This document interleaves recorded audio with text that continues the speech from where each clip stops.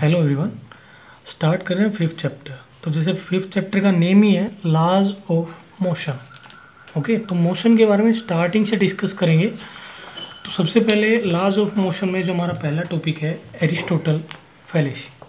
Okay, तो इसमें होता क्या है, देखो एरिस्टोटल क्या था, सबसे पहले एक name of scientist. Okay, around 2000 years before, okay 2000 साल पहले इन्होंने कुछ अपना एक लॉ दिया था जिसको मेनली 2000 साल तक स्टडी किया गया कि भाई यही लॉ एग्जैक्ट है। ठीक है, उसी के ऊपर बेसिस पे हमारा साइंटिस्ट वगैरह लेट करते चलते गए थे कि इसी पे मोशन बेस्ड होगा। मोशन क्या होता है, जैसे कि हमने बहुत से मोशन देखे हैं। प्रोजेक्टाइल मोशन लास्ट चैप्टर में डिस्कस किया था। ठीक है, सर्कुलर मोशन के बारे में थोड़ा बहुत, ओरिजेंटल, वर्टिकल, बहुत से मोशन है। तो उस मोशन के बारे में जो लॉज होते हैं सबसे पहले जो डिफाइन किया था वो एरिस्टोटल ने डिफाइन किया था। ओके, तो Aristotle is the name of scientist. इन्होंने मेनली क्या बताया अपने लॉ के अंदर, सबसे पहले इनका लॉ देख लेते हैं। तो इन्होंने अपने लॉ के अंदर बताया था कि एरिस्टोटल्स लॉ, सबसे पहले इनके लॉ के बारे में पढ़ते हैं कि जब तक कोई एक्सटर्नल फोर्स, ठीक है, लगता रहेगा तब तक ही बॉडी मूव करेगी। उसके बाद ना लगने के बाद जैसे ही एक्सटर्नल फोर्स को रिमूव कर दिया जाता है, बॉडी क्या होती है, रेस्ट में आ जाती है। इसका उन्होंने बेसिक सा एग्जांपल लेके चले थे।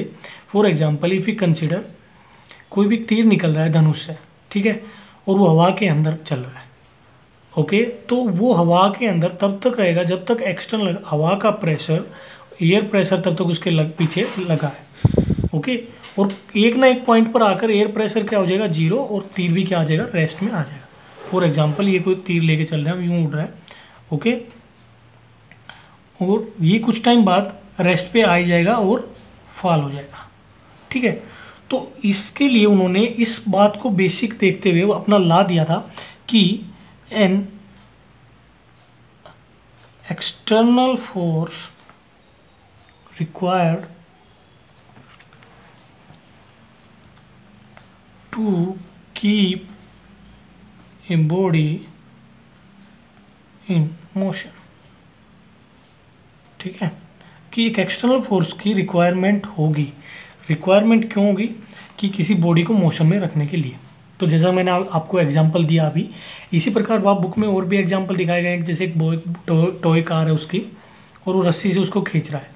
ठीक है, जब तक वो फोर्स लगाता रहेगा तो वो कार मूव करती रहेगी, और जैसे ही रस्सी को ढीला छोड़ देता है, गिरा देता है, तो क्या होगा, कार रेस्ट में आ जाएगी। इसी प्रकार दूसरा भी एग्जांपल दिया हुआ है आपकी बुक में कि कोई भी बॉल है जिसको फ्लोर के ऊपर यूँ थ्रो किया जाता है। ठीक है, फ्लोर के ऊपर चल रही है, तो एट इट समवन, कुछ ना कुछ देर बाद वो रेस्ट पे आ जाती है। समटाइम्स आफ्टर वो रेस्ट में आ जाती है। तो इस रेस्ट का मेनली रीज़न क्या है, ठीक है, तो इस बेसिस पर उन्होंने, अरिस्टोटल ने अपना लॉ दे दिया था कि एक एक्सटर्नल फोर्स होगी which requires to keep a body in motion. अब मोशन के लिए जो मेनली 3 साइंटिस्ट के नेम आते हैं ना, तो उसमें सबसे पहला अरिस्टोटल का ही नाम रख देते हैं हम, अरिस्टोटल। सेकंड वन जो लॉज दिए थे वो गैलीलियो ने दिए थे। किन्होंने, गैलीलियो ने दिए थे। ओके, और थर्ड वन जो हमारा आते हैं मेनली साइंटिस्ट नेम न्यूटन, जिनके आज के टाइम के लॉज भी स्टडी किए जाते हैं। एरिस्टोटल ने अपने लॉज दिए थे अराउंड 384 BC। ओके, और ये आज से कुछ 500 साल पहले 1624 ईस्वी में, ठीक है, ये गैलीलियो ने कुछ ला दी थी। और इसके 20-25 साल न्यूटन, जिन्होंने 1675 में अपने लॉज दिए थे। ओके, जो कि आज तक हम स्टडी करते आ रहे हैं, और जो कि सटीक बैठते हैं मोशन के एग्जैक्ट डिफाइनिंग के लिए। ठीक है, तो एरिस्टोटल ने जो अपना लॉ दिया था उसका मेनली फेलियर क्या हो गया, उसके बाद गैलीलियो ने 2000 साल तक कुछ ऐसा ही चलता रहा, और इन्हीं के लॉज को स्टीक माना गया एरिस्टोटल को। ठीक है, जो इन्होंने बताया कि एक एक्सटर्नल फोर्स की रिक्वायरमेंट होगी किसी बॉडी को मोशन में रखने के लिए। फॉर एग्जाम्पल, जैसे मैंने आपको तीर का एग्जाम्पल दे दिया। ठीक है, एक बॉल को दे दिया जिसको हम फर्श के ऊपर थ्रो कर रहे हैं। ओके, और कोई एक गाड़ी, बॉयज़ कार, टॉय कार होगी। ठीक है, तो उसके बाद जो Galileo, name of the scientist, Galileo ने क्या बताया, गैलीलियो ने एक अपनी बुक लिखी। ठीक है, और गैलीलियो ने अपनी बुक के अंदर मेंशन किया, पहले उन्होंने एक्सपेरिमेंट्स करके देखे। ठीक है। जैसा कि उन्होंने देखा है, सबसे पहले आपकी बुक में जैसे दिखा रखा है कि कोई भी इंक्लाइन पे प्लेन लेके चले वो, ओके, और इंक्लाइन प्लेन के ऊपर उन्होंने कोई भी ऑब्जेक्ट या बॉल को रखा, तो एट ए रेस्ट यहाँ तो कोई एक्सटर्नल फोर्स की रिक्वायरमेंट नहीं हुई, और उसने देखा कि जैसे जैसे बॉल नीचे आती जा रही है उसकी वेलोसिटी बढ़ती जा रही है, okay, increment in its velocity. कोई भी बॉल, कोई भी ऑब्जेक्ट उन्होंने रखा at an incline plane, okay. तो इस बेसिस पर तो उन्होंने देखा कि जो एरिस्टोटल थे उनका जो लॉ था वो तो कतई सटीक नहीं बैठ रहा था, तो इस बेसिस पर एरिस्टोटल का लॉ एक तरह से सटीक नहीं बैठ पाया, फेल हो गया। फिर उन्होंने इसके लिए दूसरे एग्जाम्पल लिया, वही इंक्लाइन प्लेन के ऊपर। अब की बार उन्होंने ऊपर से बॉल ना लेकर नीचे से बॉल ऊपर की तरफ थ्रो करना। अभी सीधी सी बात है, इसको यहाँ पे रखूँगा तो ये ऊपर तो जाएगी नहीं, तो इसके लिए क्या क्या उन्होंने फोर्स लगानी पड़ी। तो फोर्स लगाने के बाद उन्होंने देखा कि ये अब कुछ ऊपर जाने के बाद इसकी वेलोसिटी में अब क्या हो रहा है, डिक्रीजमेंट इन इट्स वेलोसिटी। अब इसकी वेलोसिटी में डिक्रीजमेंट हो रहा है। क्यों हो रहा है?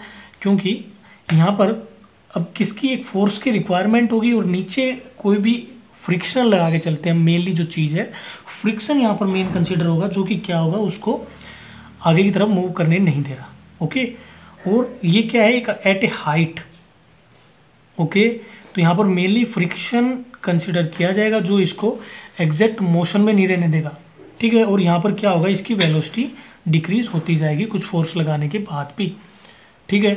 अब इन दोनों को केस को उन्होंने स्टडी किया, किन्होंने, गैलीलियो ने। इस बेसिस पर तो इस थ्योरी के ऊपर तो थोड़ा बहुत एरिस्टोटल की लॉ सटीक बैठी, लेकिन पहले वाले केस के अंदर तो एरिस्टोटल का लॉ तो फेल ही हो गया, ओके। फिर इन दोनों से लेट न करके उन्होंने एक लेट किया कोई भी प्लेन सरफेस, ठीक है, प्लेन सरफेस पर लेट कर लेते हैं। तो यहाँ पर तो अगर कोई एरिस्टोटल के लॉ के हिसाब से अगर कोई बॉल थ्रो की जाती है तो वो तो फिर रुकनी चाहिए ही नहीं, फिर वो क्यों रुक जाती है, ठीक है, एक्सटर्नल फोर्स लगा दिया, ठीक है। तो इस सिचुएशन के हिसाब से कंसीडर करके उन्होंने खूब अपने एक्सपेरिमेंट्स करने के बाद गैलीलियो ने ला दिया, जिनका लॉ हम पढ़ते हैं, law of inertia. Law of inertia जो कि हमारा सेकंड टॉपिक भी है। लॉ ऑफ इनर्शिया में मेनली क्या एक्सप्लेन किया गया कि अगर कोई बॉडी रेस्ट में है तो वो रेस्ट में ही रहना चाहिए, और अगर कोई बॉडी मोशन में है तो मोशन में ही रहना चाहिए, ठीक है। परिवर्तन किस प्रकार होगा कि अगर रेस्ट में है तो अगर कोई एक्सटर्नल फोर्स लगाया जाता है तो कुछ ना कुछ देर बाद वो मोशन में आ जाती है, और मोशन में है तो कोई ना कोई एक्सटर्नल फोर्स इस प्रकार का लगाता है कि अर्थ के ऊपर हम रह रहे हैं, कोई भी ऐसी चीज़ नहीं है कि स्टिक वो मूव करती जा रही है, अर्थ के मोशन को कंसीडर कर ले बेशक, तो उसके ऊपर भी एक एक्सेलरेशन लग रहा है, ठीक है। तो इस बेसिस पर गैलीलियो ने अपना लॉ दिया था, लॉ ऑफ इनर्शिया, जिसमें मेनली रेस्ट और मोशन के ऊपर बताया गया कि अगर एक बॉडी को रेस्ट में है तो वो हमारा हो जाएगा inertia, law of inertia for rest, ठीक है। और बॉडी मोशन में है और वो मोशन में ही रह रही है तो वो हमारा दूसरा लॉ बन जाएगा, law of inertia for motion. तो ये मेनली जो डिफाइन किया था वो गैलीलियो ने डिफाइन किया था। इसके लिए जो उन्होंने मेनली कंसिडर किया, जैसे आपके एक बाथ टब टाइप का कोई एक ऑब्जेक्ट शो कर रखा है आपकी बुक में, तो इसको उन्होंने मेनली कंसिडर करके ला दिया कि यहाँ पर कोई भी एक बॉडी है, इस प्रकार उसको फ्रिक्शन लेस, लगभग इसको क्या माना कि फ्रिक्शन लेस सरफेस बना दिया, इसका इतना स्मूथ बना दिया कि जब एक बॉल को यहाँ से थ्रो किया जाता है तो वो इतनी ही हाइट के ऊपर यहाँ पर जाती है, इतनी ही हाइट वो अचीव करती है दूसरे एंड के ऊपर, ठीक है। तो इससे क्या पता लग रहा है, इसी से गैलीलियो ने जब अपना लॉ दिया था, लॉ ऑफ इनर्शिया, वो स्टिक बैठ रहा था कि कोई बॉडी अब जितना उसके ऊपर फोर्स लग रहा है वो उतने फोर्स ही से वो ऊपर जा रही है, उतना ही हाइट वो अचीव कर रही है बॉल, ठीक है। और जैसे जैसे इसको और भी प्लेन बनाते जाएंगे तो ये बॉडी मूव करती रहेगी, जितना जितना इसको बेंड करते जाएंगे और फ्रिक्शन लेस सरफेस होगा तो मूव करता रहेगा। तो इस बेसिस पर जो मेनली गैलीलियो जो साइंटिस्ट नेम था, उन्होंने अपना लॉ दिया था, लॉ ऑफ इनर्शिया। जो कि आपकी बुक में सेकंड टॉपिक डिफाइन कर रखा है।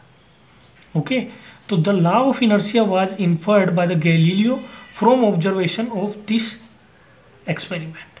ठीक है, डबल इंक्लाइन प्लेन, इसको डबल इंक्लाइन प्लेन एक कोई भी ऑब्जेक्ट बोलते हैं।